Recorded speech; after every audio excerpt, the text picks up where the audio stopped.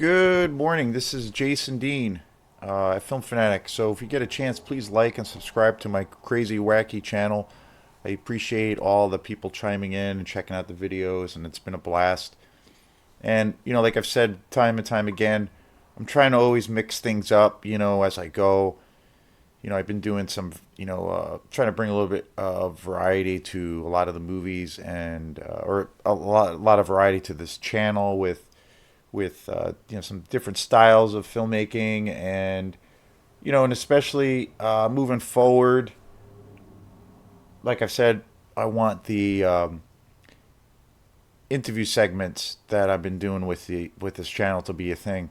Next week I have next Saturday, about a week from today. Today's Sunday, so next Saturday I have uh, a show scheduled with my next guest, which I'm really excited about. I have a student, a drum student actually, Ray Leone, who is a really super cool guy, really interesting guy, and I've been giving him lessons since about August. This summer we started, and it's been great. But he's got this awesome, amazing personality. He's got all these funny stories, and he's had this really wild life. And over a period of time, we've kind of gotten to know each other a little bit. And during one of our kind of conversations, I had mentioned, yeah, like one of the things I love doing that I like, that's like kind of my hobby and my passion slash obsession is films. And I was telling him, yeah, I have these three pages. I have a Facebook page, Instagram page, and I just started this YouTube channel. And I was telling him about a lot of the movies that I love, and I love all kinds of stuff. But most of the whole kind of thing about the channel is I focus on a lot of like underground kind of exploitation horror movies.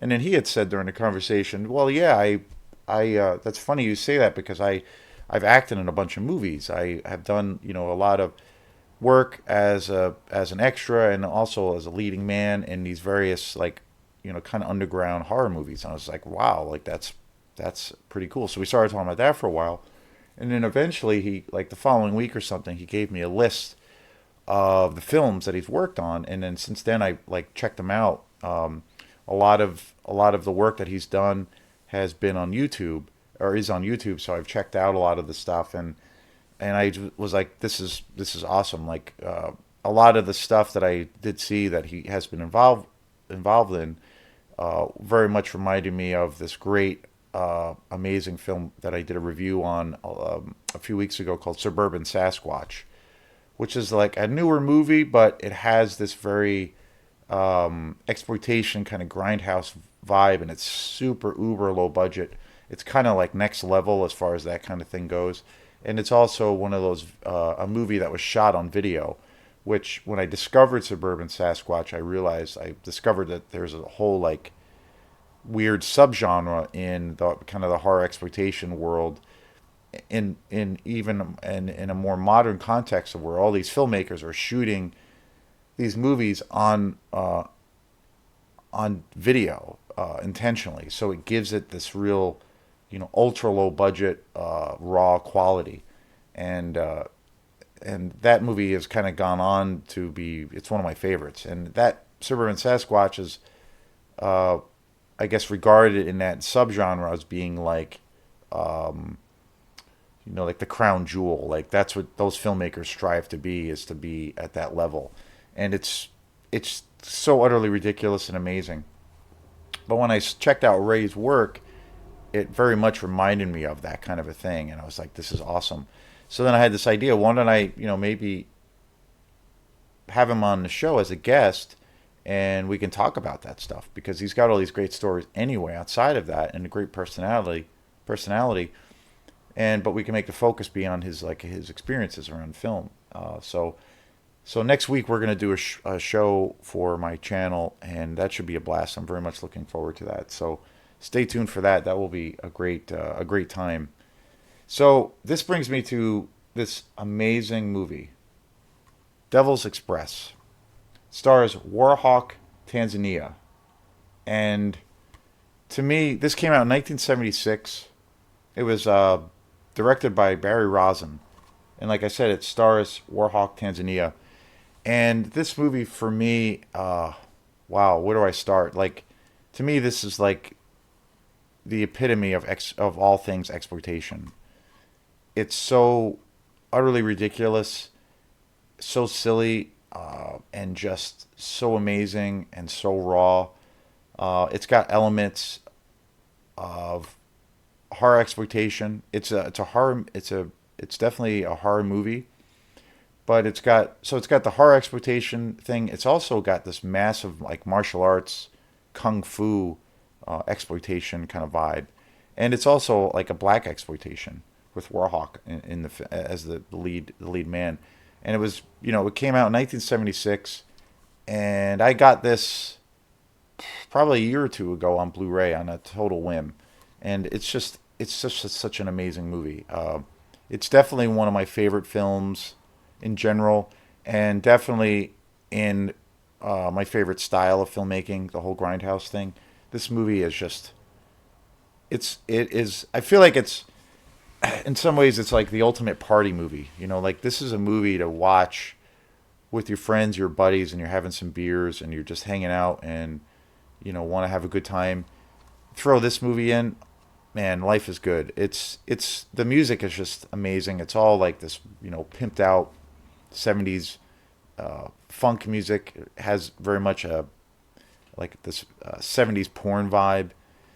And there's so many action sequences in the film. There's so many fight scenes and they're just utterly terrible and utterly ridiculous, but just so utterly amazing all at the same time. And it's a film too where I feel like it takes itself very seriously, but at the same time, it's so poorly executed.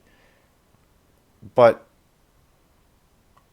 I feel like that's a result of maybe not having say the skill set that might be needed, but it's based on a love and the filmmakers, Barry Ross, and I feel it came from a sincere place to make this movie, so it's real, and there probably wasn't very many takes involved with this film. The transfer on this Blu-ray is just amazing. The only thing that's disappointing about this film is that there is a like commentary track, but there's no special features, which is disappointing. But I also got this film. The trade-off was I got this film really, really cheap, and I got it at surprise, surprise Goodwill. But this movie is just it's a masterpiece. It's one of the most entertaining movies that I know of, and again, it's like one of those things that it's for me, it's like the epitome of like 70s grindhouse. Um, and Warhawk is just amazing. He's definitely one of the most badass characters ever, and it's the transfer of this, like considering probably when this movie came out, it was shown in the grindhouse cinema on film, and then it probably disappeared into obscurity for 20 or 30 years afterwards, and then now having it come back on this amazing, you know in this amazing Blu-ray package, and this was put out by Code Red, which is another label in the world that puts out that repurposes to a degree, and but also re-releases these all of these crazy movies that came out in the 70s and 60s and 80s, and it's just amazing like that you can buy movies like this that are so obscure and so underground, but you can get them on Blu-ray, and the quality of the picture and the sound, and usually the special features are just stupendous. Is to me is just amazing, and it's yeah, and I can't say enough good things about this film. It has so many great elements. It's got the horror exploitation, it's got the whole black exploitation thing, and it's black exploitation is I guess examples of that would be well, a real famous actress in that world was Pam Grier, and she was used and brought had a second career basically from through Quentin Tarantino. She was the star in Quentin Tarantino's Jackie Brown, which is an amazing movie. And also, that film really has uh, that that kind of vibe and flavor.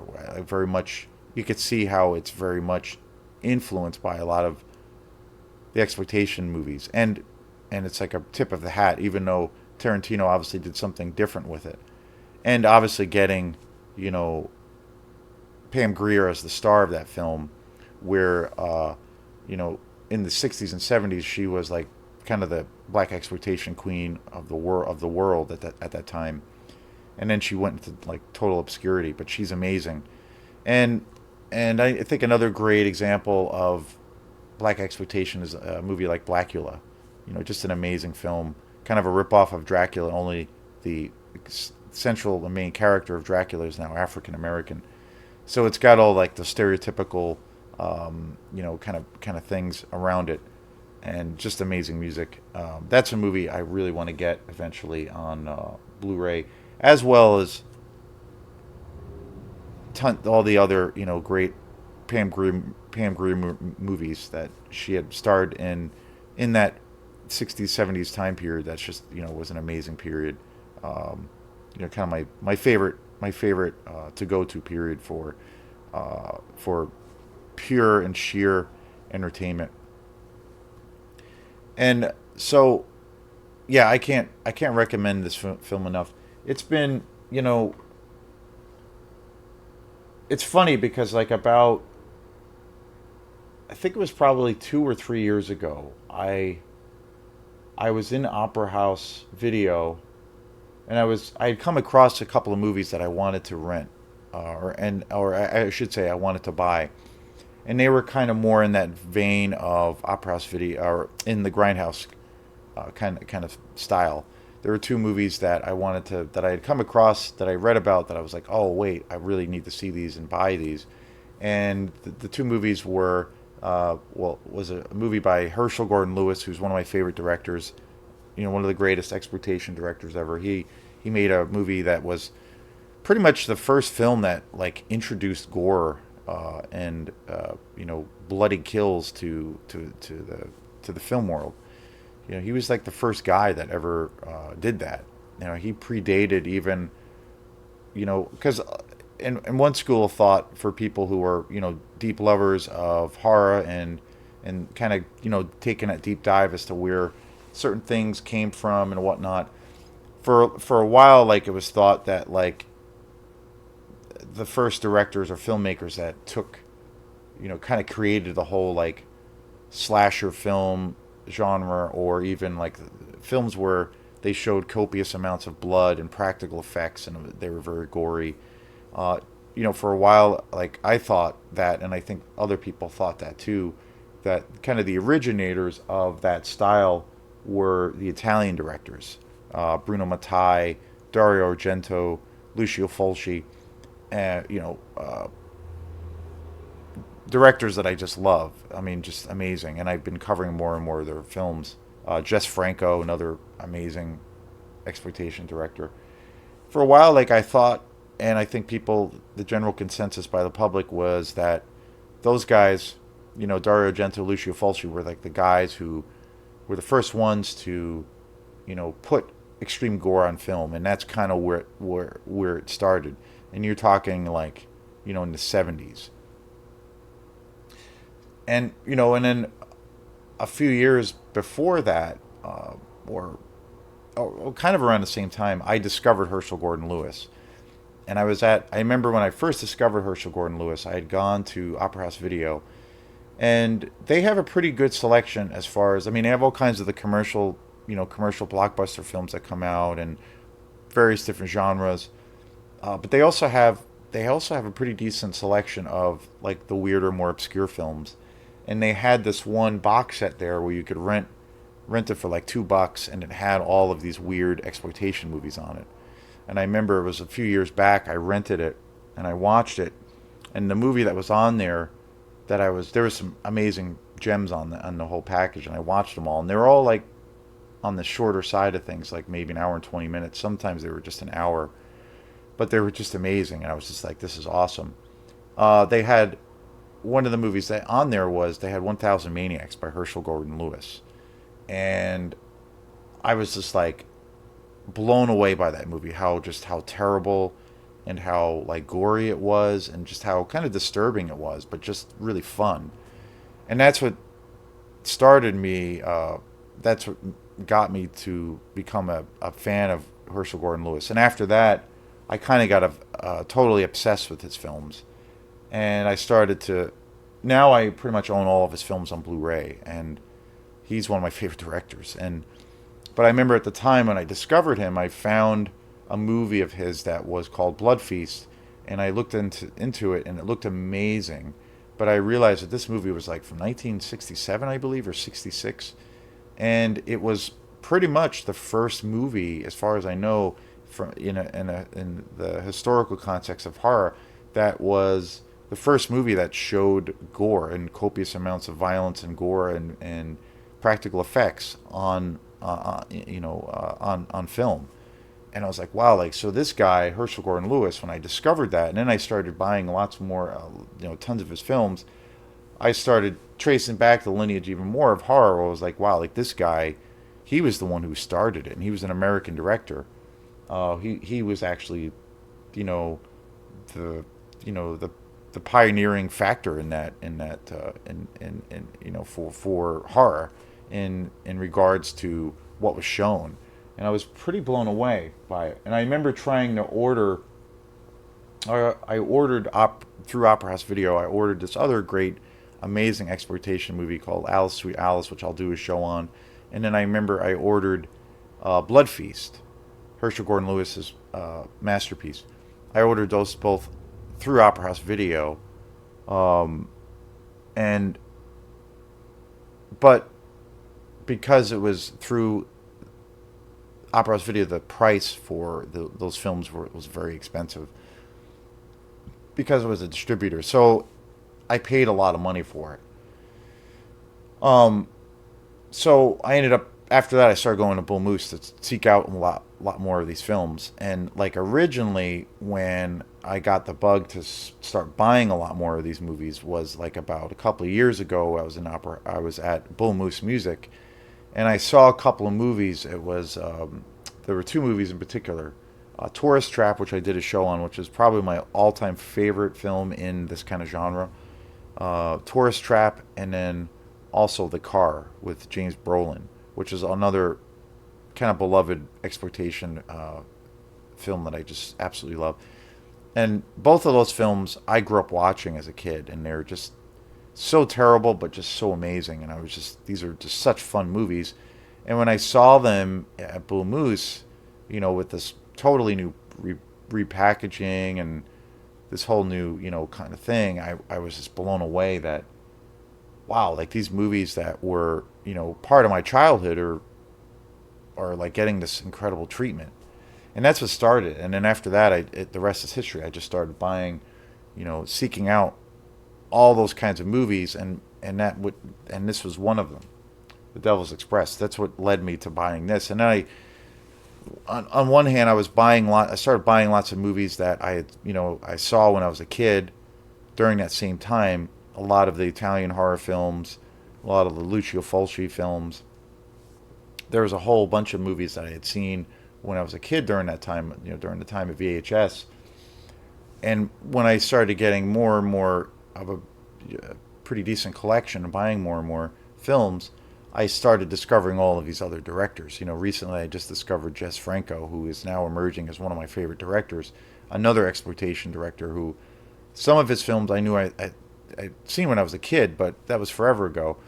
And there was he's one of the most prolific filmmakers there ever was. So now I've been getting a lot of his films, and suddenly there's like so many things. It's amazing. And this was one of the movies I got on a whim that I had never seen before, The Devil's Express. So yeah, this movie is just amazing, like I said before. So if you get a chance, please check this out. This is like definitely the ultimate movie to put on for like a party atmosphere. So thanks again. This is Jason Dean at Film Fanatic. If you get a chance, please like and subscribe to my channel, and we'll see you next time. Have a great day. Bye.